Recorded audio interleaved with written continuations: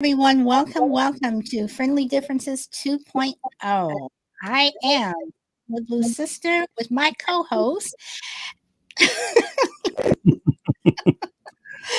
DA Select Black Cabinet Education. He's over there, y'all. What is going on? What is going on? I'm excited about today. I can't wait. I can't wait. Well, you guys, today we're going to talk about Black athletes and activism and should they shut up and dribble. And we've heard that before. And where do we start?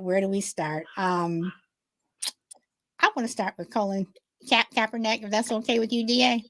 Well, yeah, but first let's give a quick history about athletes and activism, and True.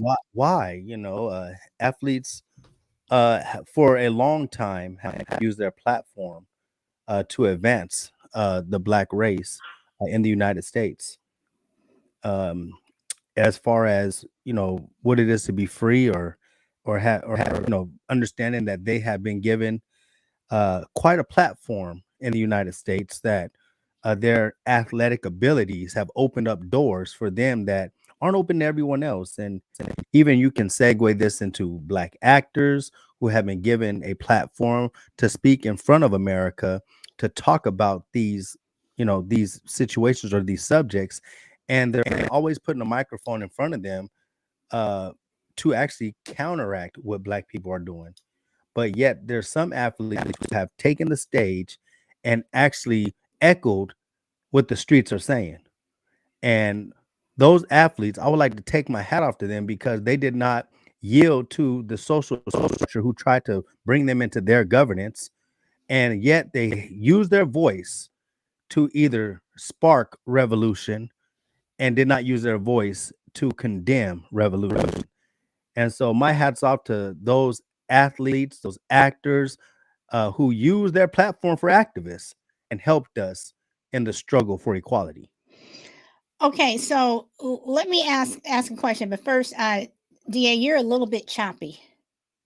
Am I really? Yeah, you're coming in a little bit choppy. So is your mic plugged in all the Yes, way? my mic is plugged I in. want to check your connections. Okay. Okay, but okay, so let's talk about that for a moment, because you have people like Jackie Robinson, Sidney Poitier, Harry Belafonte, who is in his 90s and he is still an activist.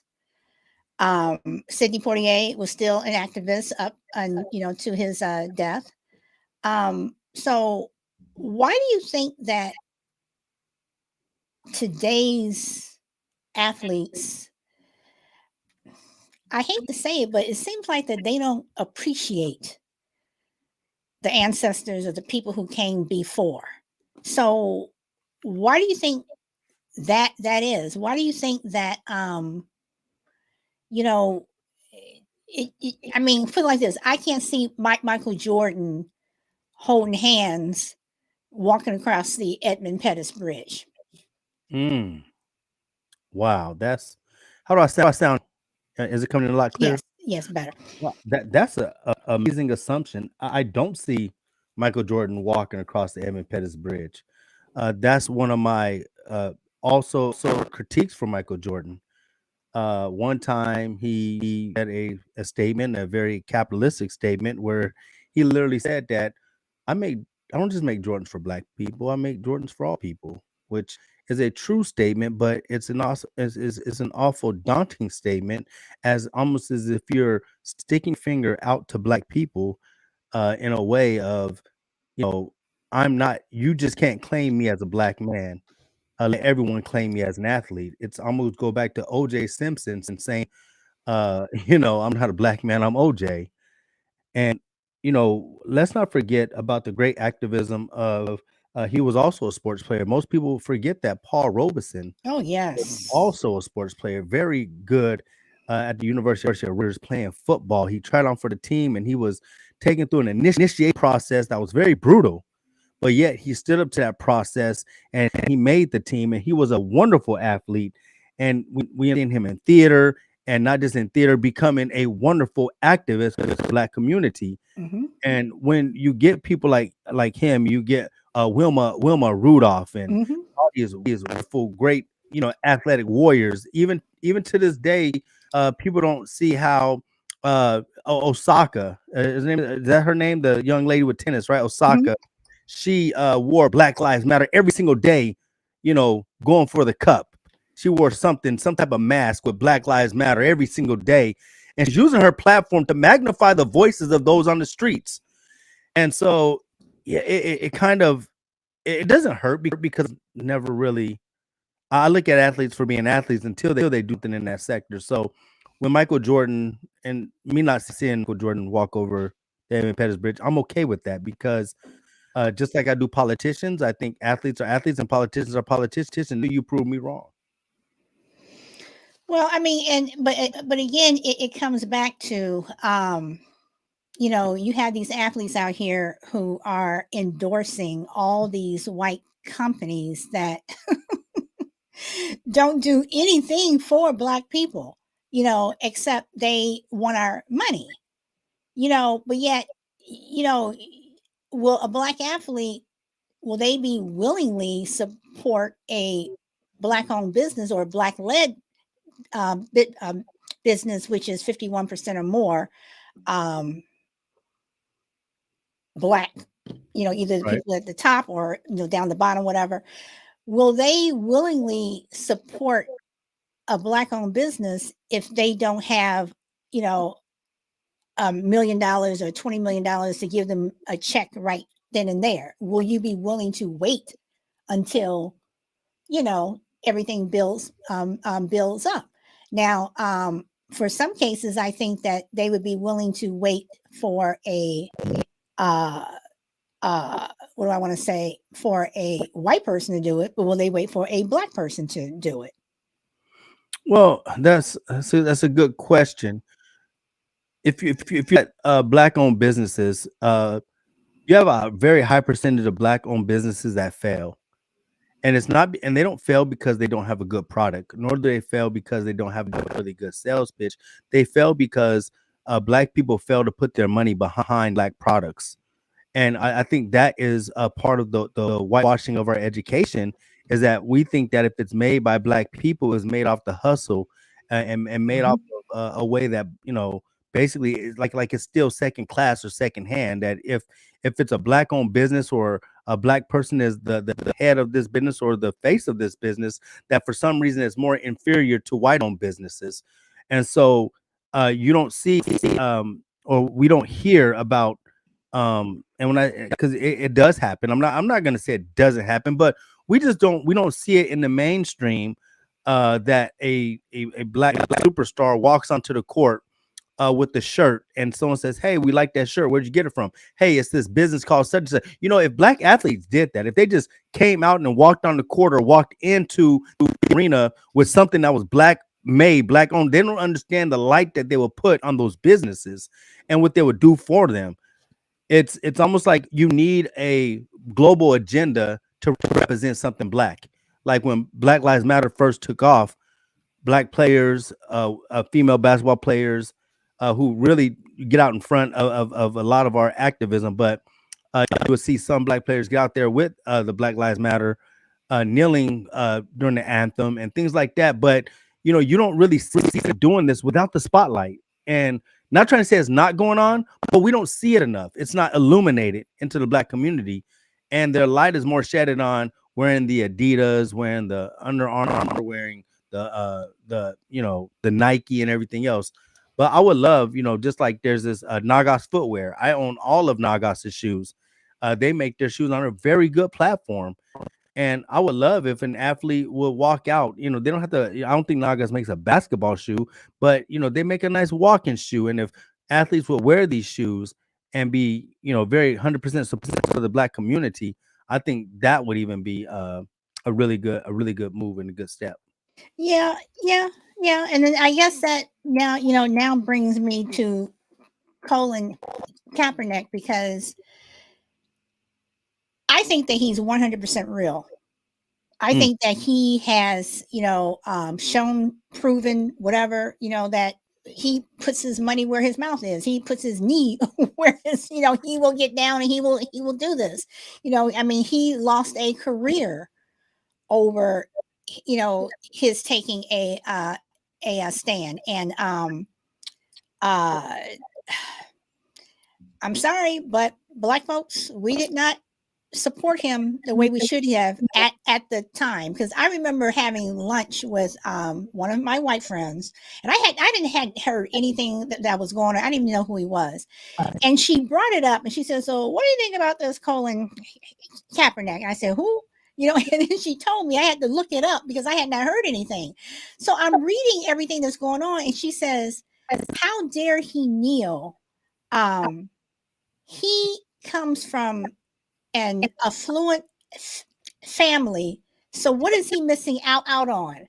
So again, I'm hearing it for the first time and I'm reading it and I'm like, well, wait, he's adopted, right? And she's like, yeah. And she says, someone, a good family adopted him. And I said, so what does that mean? That he's supposed to forget that he's black? He's supposed to ignore all the other stuff that's going on? Well, it's not like, that he was born in a ghetto. And then that word kind of rubbed me the wrong way. And I'm like, well, what's a ghetto? And she's like, well, where black people, I said, really? I said, that's not what a ghetto is. I said, it's not what a ghetto is. I said, but getting back to Colin Kaepernick, he kept saying that just because of the family that he was raised in, he had no right to fight for people who look like him. Well, I think, but see, that's the thing, though. And I think that's what black people off too. Yeah, see, that's a double negative. It's almost as if a black person achieves wealth or some type of stardom, and they have the qualities that they need to be thankful that they got where they are. That for some reason, you worked hard, LeBron James, and because you worked hard, you made it. So you just should be thankful that you was able to make it and stop trying to pull people up with you. And that's a problem. It's always a problem when a black person reaches back into the community to bring people forward. Mm-hmm. It's for some reason it's a problem that that Barack Obama has been singing in the White House.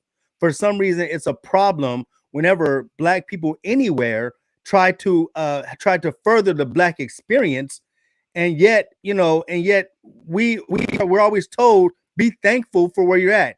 You had a good a childhood, you had a good life, and you have no business being woke. You need to take your butt back to sleep and go go throw that football, because if you look at what happened, Colin Kaepernick was actually on an apex of one of the best quarterbacks in the league. He was coming off of a Super Bowl loss, made it to the Super Bowl. They was like, wow, this guy's arm, he could use his feet, he could use his legs. And the minute he starts kneeling, now his whole career is garbage. He can't throw the ball. He can't do this. He can't read pockets. And it's a narrative that they love to paint for black athletes whenever they don't do anything for the structure. And so I think because he started doing that, it gave a negative light, and everybody started looking at where he failed instead of where he won. And I think there's a problem. But the thing about it is he didn't fail. All he did was stand up for what he believed in. And going back to Michael Jordan, I don't see Michael Jordan doing not just Michael Jordan, but a Michael Jordan-esque type person. I don't see them doing that. But I'm perfectly honest with you, I don't see Charles Barkley doing it. Charles Barkley's not going to do it. Unless for some people, unless it comes directly to their front door and it, personally something happens to them, then maybe. What point? And I know that Charles Barkley would never do anything for black people. That's why I said I don't think Charles Barkley would. Well, he gave $1 million, maybe a couple of dollars to Morehouse a couple of years ago, or last year, something like that. Was it Spelman? I forget what he gave it to a black university, and it's almost like if they throw a black university or black people a bone, that we're supposed to forgive them for the violence they brought to the community. They must understand that they've already brought lateral violence to the Black community, and the way they spew anti-Blackness over the air. Jason, people like Jim Whitlock could never be brought back into the Black community. The way he spews his anti-Blackness rhetoric over the air. So when I look at people like Charles Barkley speak, I have no, whether people say, oh man, it's true or not, and he stays on air because he's very this and very that. I've seen I've seen not Chris Jackson. I've seen I forget the guy that's right there on air, Steve Smith. Is it Steve Smith or somebody? I've seen him literally take stance on the same platform as Charles Barkley and say things that were just wonderful for the Black community. But I still yet to see even Shaquille O'Neal, who I think he did something great for the Black community at one time, making his shoes and having them being sold at Payless, understanding that, he grew up right here with the Cole High School in San Antonio. And so, I see that. And I just think a lot of these athletes, and I'm not trying to say you always have to, and the process of giving back and giving people hand, and not trying to ask them to be Superman and give your whole life savings to the Black struggle. But what I am trying to say is, when given a microphone and the platform, stop being anti-Black. That's my biggest thing. Stop being anti-Black when you're given a stage. Yeah.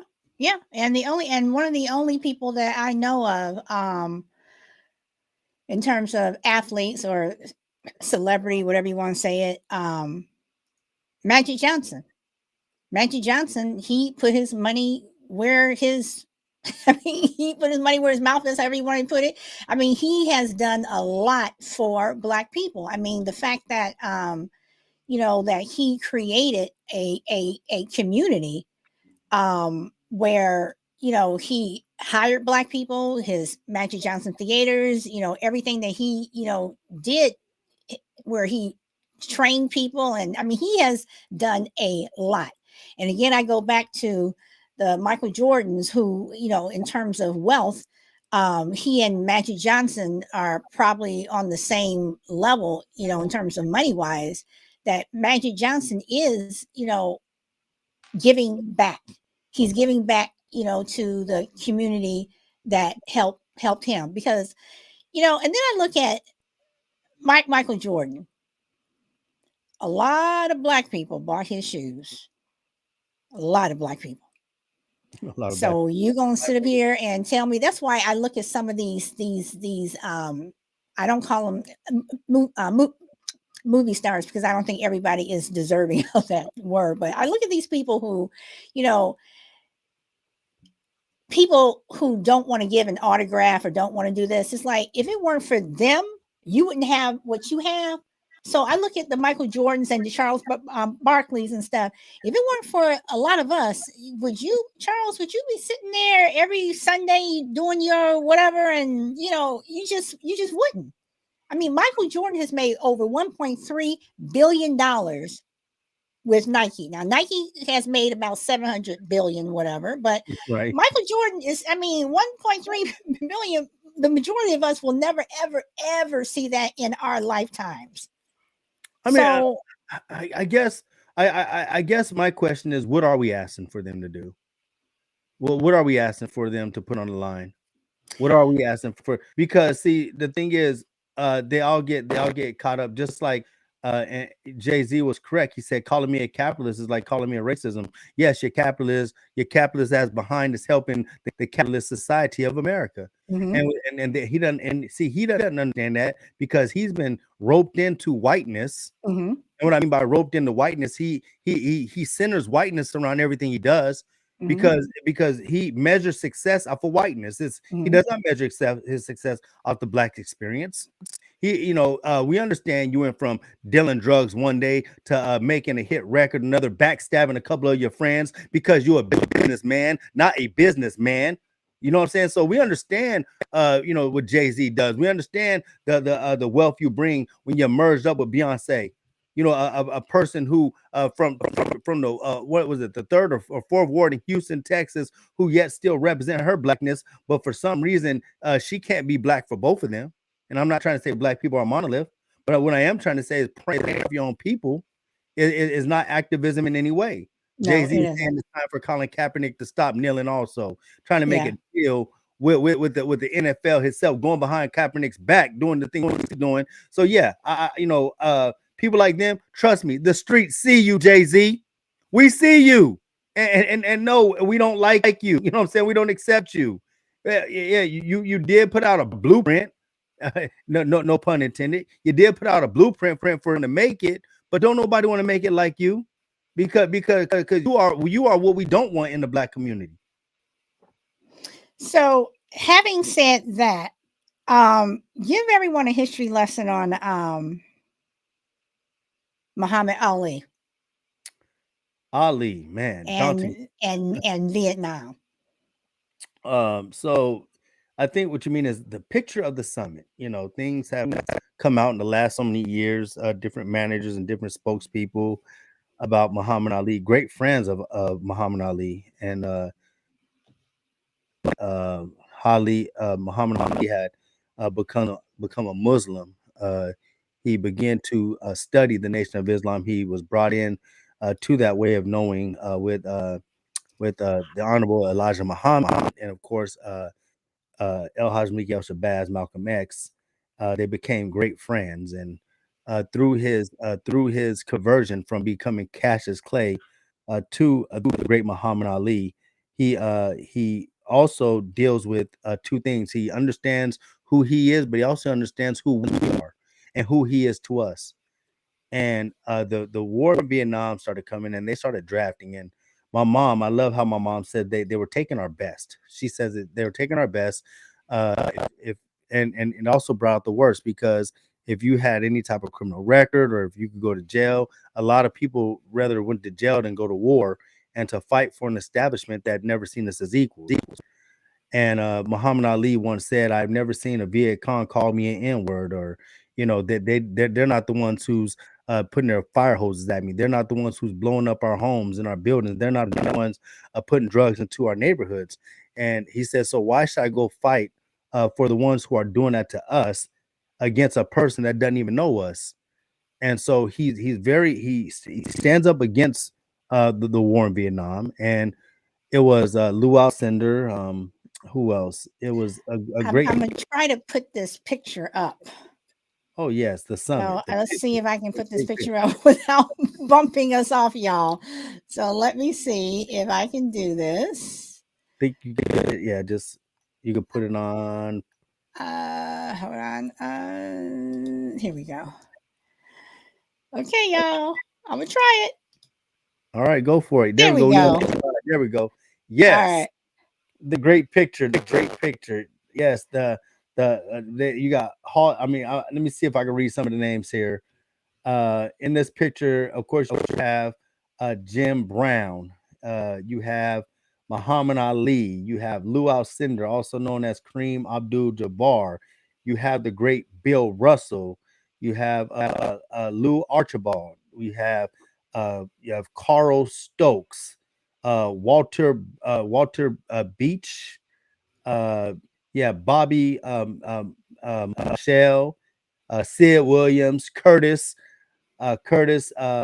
McClinton, Willie Davis, Jim Shorter, John Wooten. Yeah. This is they call it and these are some of the greatest sports players in the sport at the time.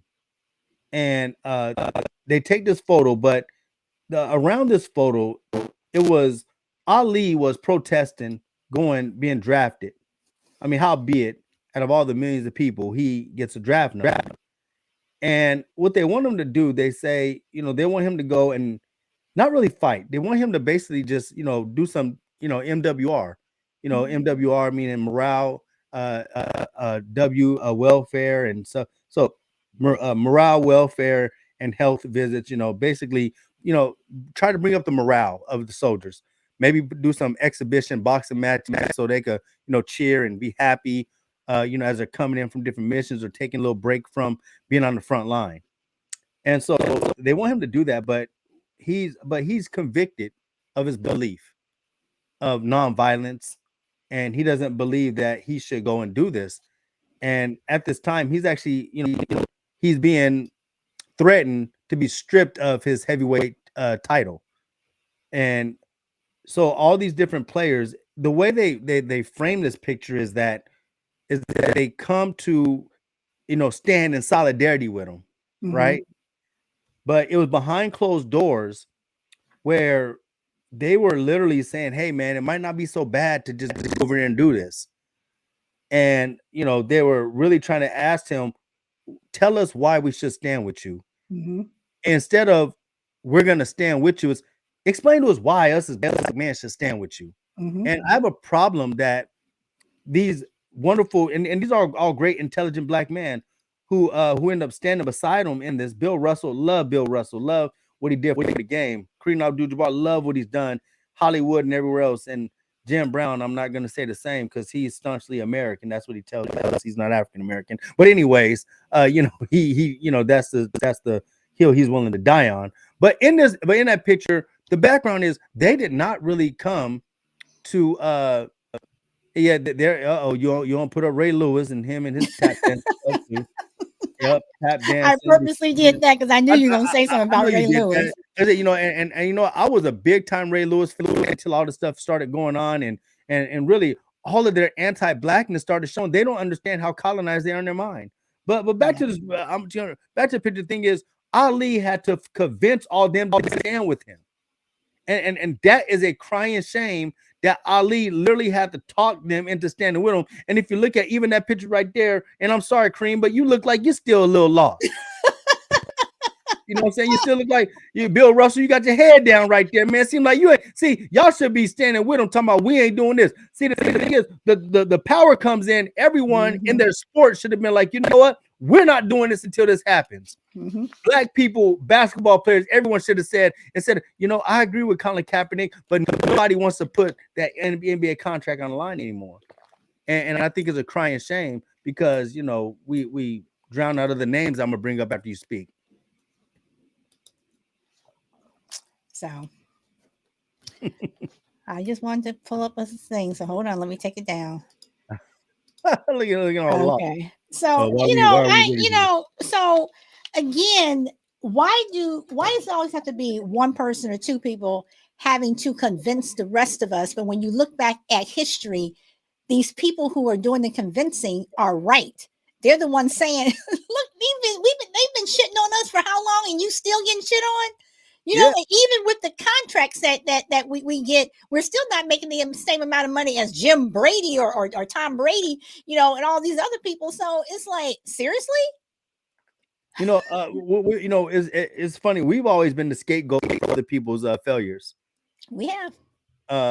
Look at this year. Tom Brady has, some would say a mediocre year, some would say a horrible year, but the fact is, people like Brian Leftwich gets a low.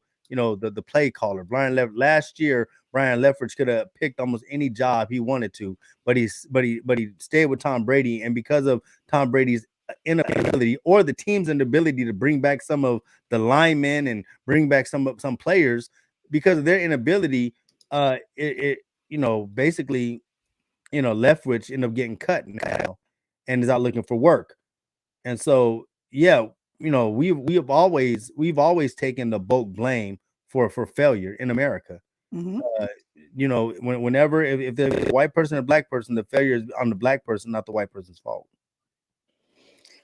So I'm sorry, I got Colin Kaepernick. Do you think that a lot of black athletes truly can recognize what he was trying to do and what he's still doing? Do you think now, when they look back at it, they can say, I get it? It's a good question. Man, it's a good question. I don't think they get it. Okay, because I don't think they do either. And so now I gotta bring up I can't stand this man, Kanye West. Is it for show? Is it for media for the media, for the followers? Is it? I mean, is it for his brand? Is it for white acceptance? Because I'm tired of hearing, well, he has issues. You know what?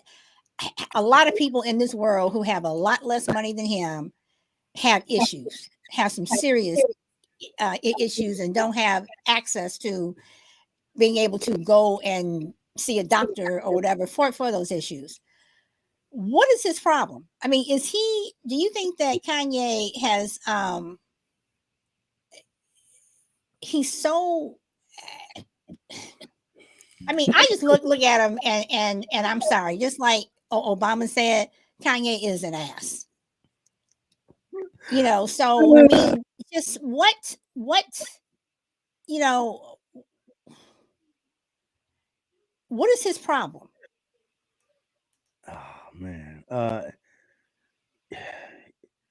you're asking a bag with a hole in it because I don't know. I don't know what his problem is. Most most people that listen to hip hop will say that his album Dropout is probably one of the best rap albums ever made. There, people have argued that. People have argued that his his genius inside the producer room is unquestionable. People will argue and say that Kanye may be off the wall there, but inside that room, he could do this. He can make magic and everything else. Well, R. Kelly was good inside the theater, inside the music room, and he is a horrible human being. Not horrible black man. He's a horrible human being. And what and I said to say that just because you could be a genius in one area doesn't make you a good person in another. Uh, his mother was a genius. Mrs. West was a great woman, but Kanye, maybe she didn't give him enough of their Kool-Aid. He drank enough of the neighbor's Kool-Aid that Kanye, for some reason, think that I can't blame everything on the Kardashians. Even though every single black man that touched the Kardashians fall apart. I mean, it's just that's the truth, right? It's either you get addicted to drugs or you go crazy, one or the other, right? But I'm just saying. But Kanye is a fallen one, and Kanye just gets put on the pedestal because of who he is. But he's not the only fallen one. There's a lot of fallen ones within our community of people who doesn't deserve to be heard. And in the great words of Dr. Greg Carr, every time he talks, he put his brain on display. I mean, just But look at but put his don't brain you on. think that, I mean, but don't you think that at some point though, it's like somebody needs to tell him to shut up and dribble? Uh, at some point, they should tell him shut up and go make another song. I know, if anyone should tell him to shut up and do that, it should be the black community. I mean, right. So I mean, right. So this is so hold on, let me That's get a good rid of one. this. So I mean, so this is what I'm saying. It's like we need to tell them to go back and just go back and make records and just be quiet. I mean, it's like, why Kanye? I mean, honestly, I mean, if I knew him, I would be like, man, seriously, shut the F up. Not only are you embarrassing yourself, you're an embarrassment to us. Well, let me segue just real quick before we get too far, because I want to double back around to this Colin Kaepernick situation. But yeah, I'm with you. There's some people who don't have the pedigree to be an activist with their platform. I like the way you say that. He just doesn't have it in him. I love the way you say Right. that. Other people, the leaking out of man, and I really admire him as an actor, and now I'm just kind of after seeing some of the stuff that the rhetoric that he talks about, I just people like Morgan Freeman, a person who I used to have profound respect for, thought he was just a great actor, but um, I love Shawshank Redemption, but I think I'm counseling Morgan Freeman in my library. Yes, I said that. I think I'm gonna counsel people like Morgan Freeman, and if Denzel Washington can continue to say some of the awful rhetoric that he says, I'm probably gonna counsel Denzel Washington too.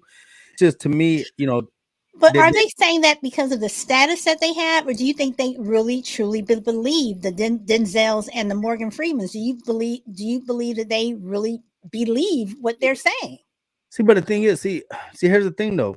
Regardless if it's a status you have, if my thing is, if you support black people gonna stand up for you, and if ands or buts. And if you're worried about the white dollar, you're still in that area where you think that it's better that it's come from white people than it's come from black.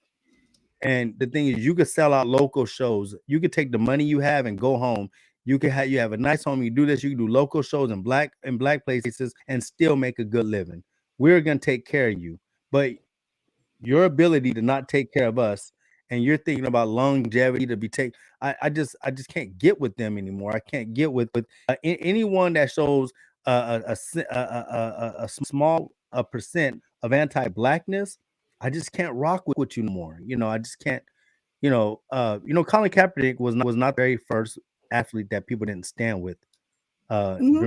during a protest. He's just a part. He's just, because of Black Lives Matter and everything else. He just becomes a catalyst and a great and should I say, and a great martyr, because they literally killed his career after that. So he becomes a martyr for us today. But did you have you watched the documentary of Chris Wayne? Of course, who?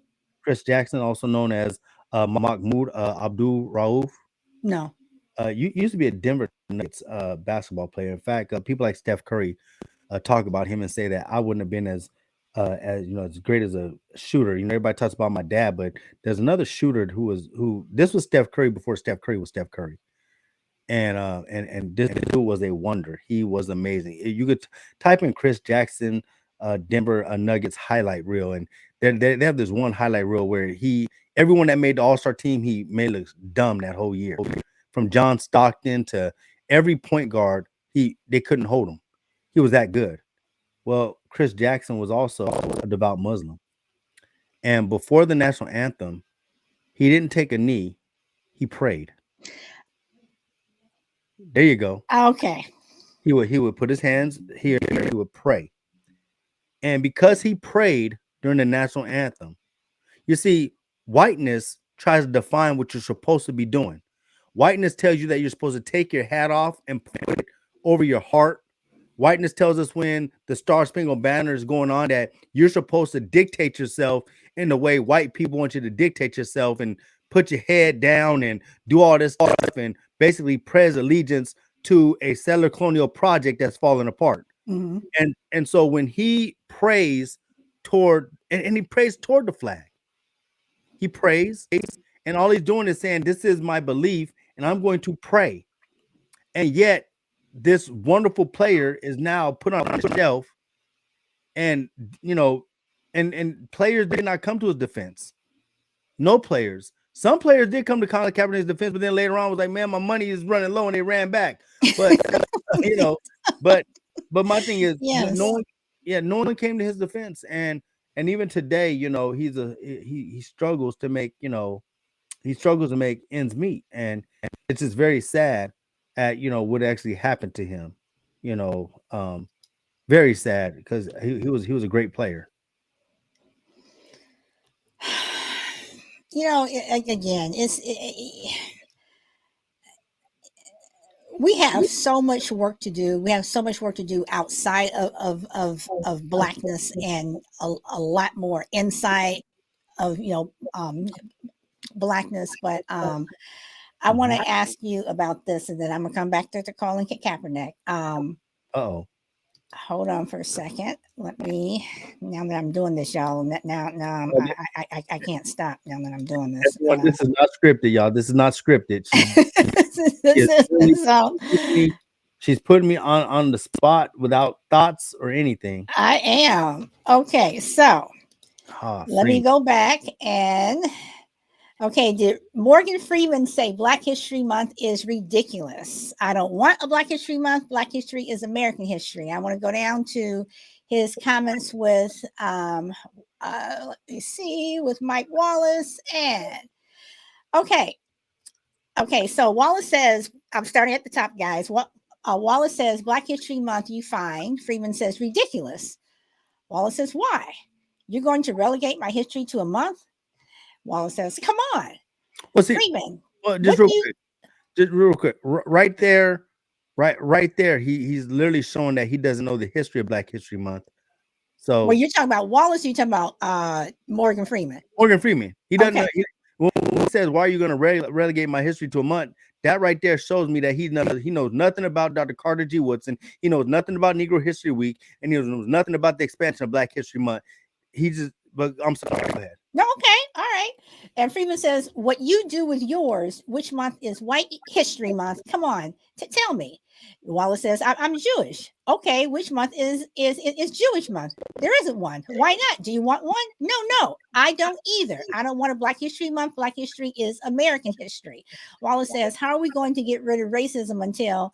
Freeman says, stop talking about it. I'm going to stop calling you a white man. I'm going to ask you to stop calling me a Black man. I know you as Mike Wallace. You know me as Morgan Freeman. You're not going to say, I know this white guy named Mike Wallace. Hear what I'm saying.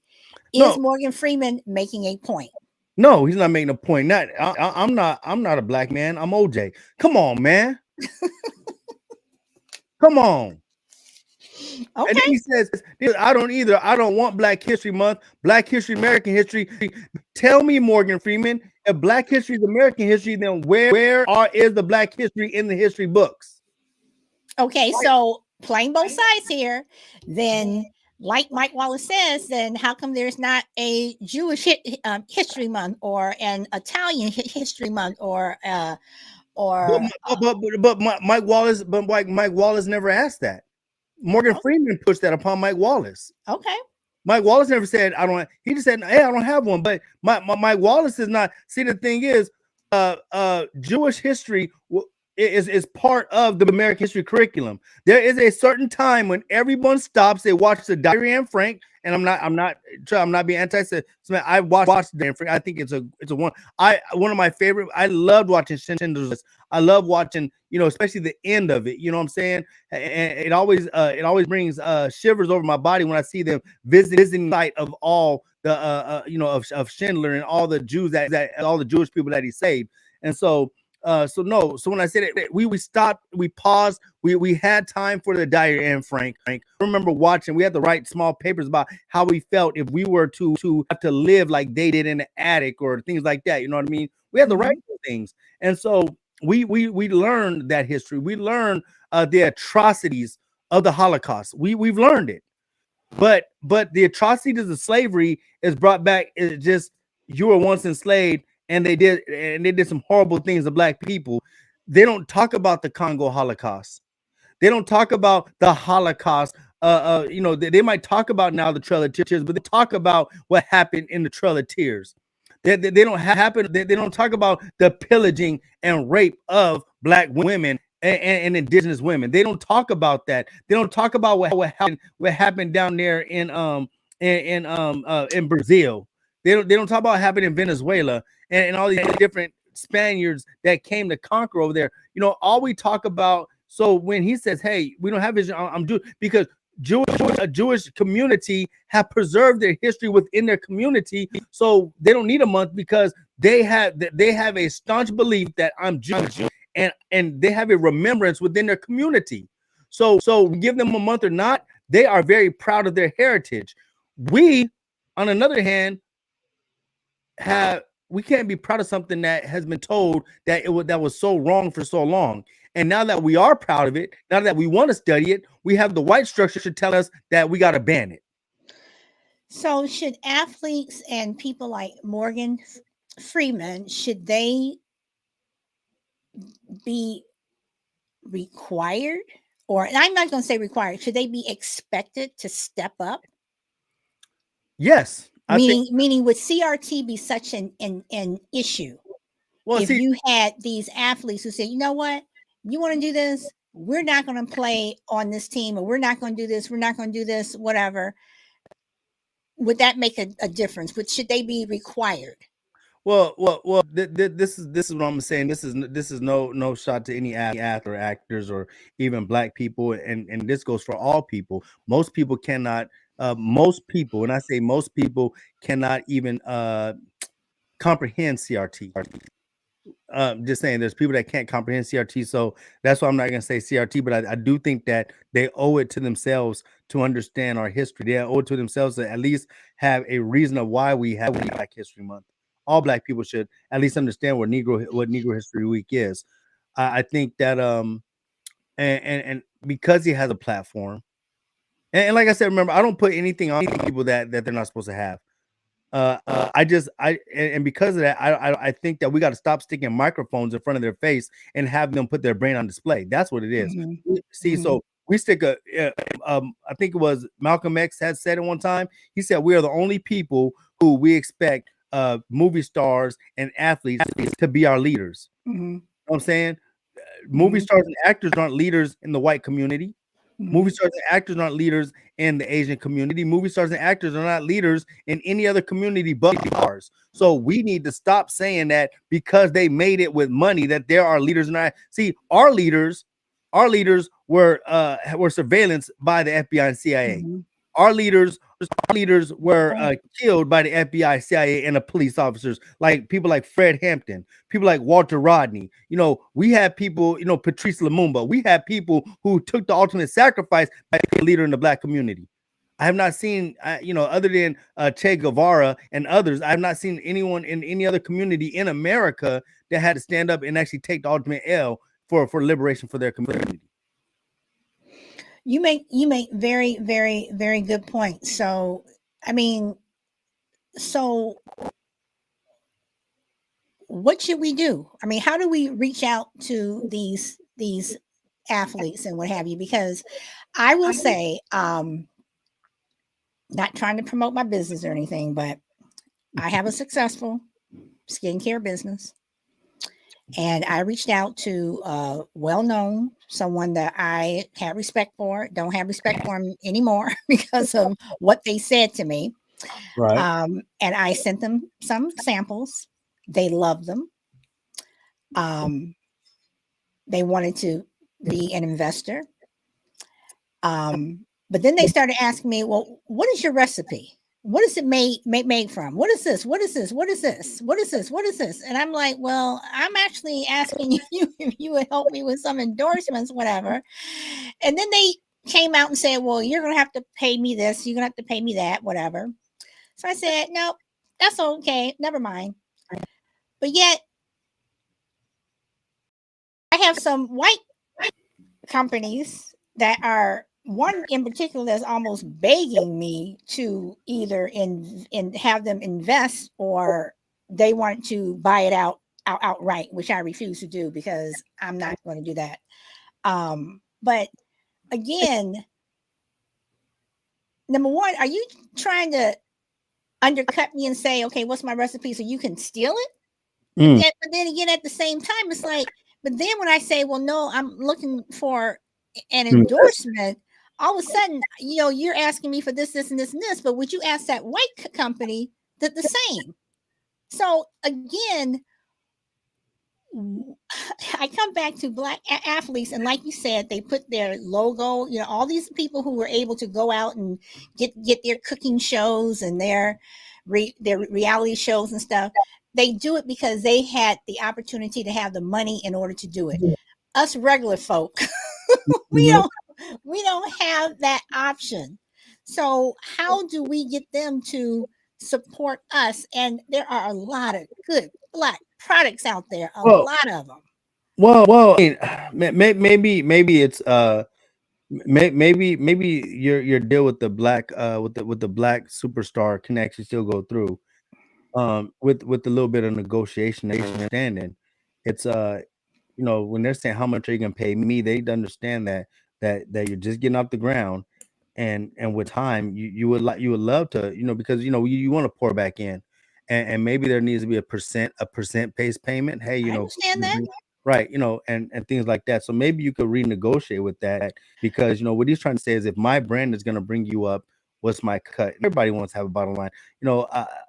But it seems like that again. It goes back to the Charles Barkleys and the Michael Jordans, who seemed like you're not even going to take my call because I'm not Nike or Under Armour or Subway or whatever. You won't even take my call because I'm not there. I'm here. And that's what I think sucks about it is they don't understand that they could be the catalyst for you truly off the ground. And that is, I think that's a responsibility that nobody wants without a price. And that's what sucks. Lawyers would say, I'll do a pro bono, whatever it might be. It's just the fact that I love the sample you gave me. I think this is something that could really do something. Why don't I give you a hand by just, being that person? Because at the end of the day, when you do blow up, you're gonna thank that person for taking that shot on you. You're not just gonna sit there and just them over to the side. But you asked me a question. Then what should we do? Honestly, this is me, and this is what I think. For all of us that's in the streets, for all of us that are marching, for all of us that are doing activism, for all of us that are trying to be a voice in our community, I think we got to stop supporting them until they support us. I was going to come around to that. So, okay. So, if we did that, that would be something that would be really felt by them, because when it comes to Black products, and I have researched this, when it comes to Black products, I'm sorry, not Black products, when it comes to Black people like celebrities and athletes who are endorsing a particular product, or even if it's their own line of clothing, we buy it the most. You don't see little white kids in Mississippi and Tennessee running to buy this stuff. We are doing it. That's right. If we stopped, is that sending a message like you all need to get your act together and not just support our own businesses, but stop supporting and giving the white man a platform? Well, I think it's twofold.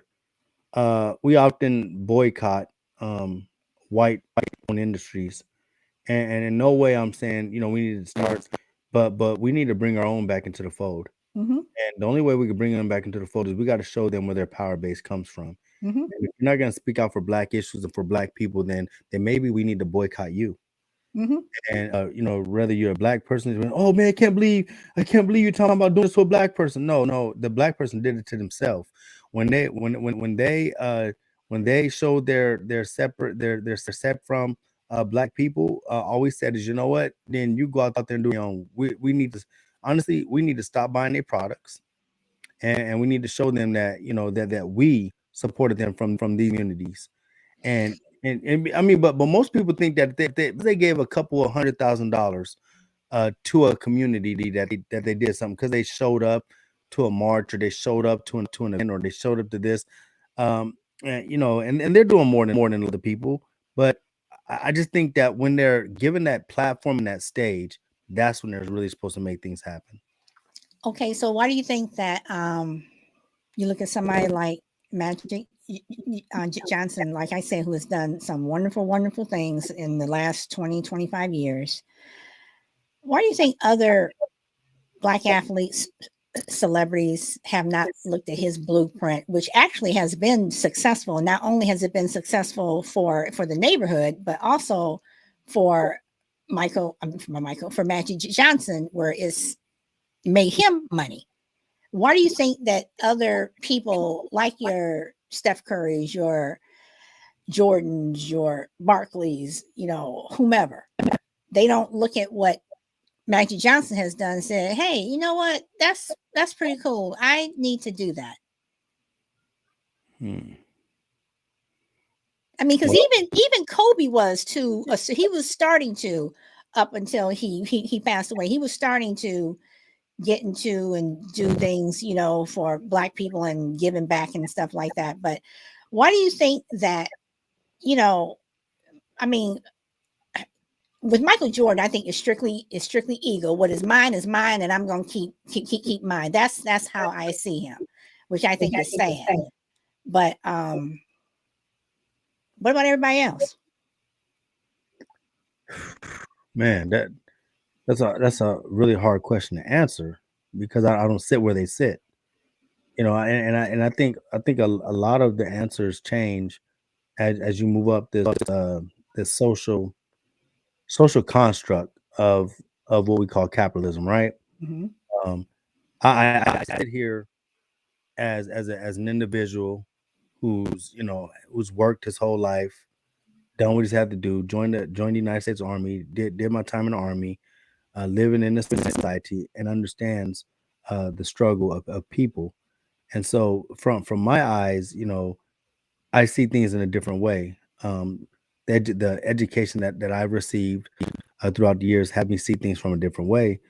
And because I'm not allotted to those type of, what if I was a millionaire? Would I still be saying the same thing? You know what I mean? Would I still feel the same way? Some people say money changes you because money changes where you live. And if money changes where you live, you start thinking about people that you live around, right? And so you start to change a lot of things. I don't know, but right now, I think the reason why people haven't jumped on things that work for Magic Johnson and everything else, and things that work for other people who are doing that. And I'll say it again, some people just aren't built for this. And some athletes are just athletes.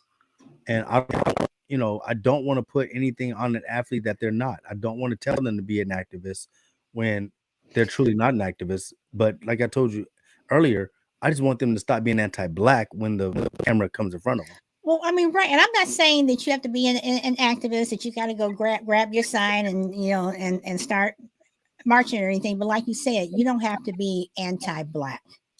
Yes. And I think that's what it comes down to. Just seriously, y'all. So, but anyway, the last thing that I want to ask, because we're almost up to our hour mark, is do you think that I'm going back to Colin Kaepernick, because the more I read about him and learn about him, I like him.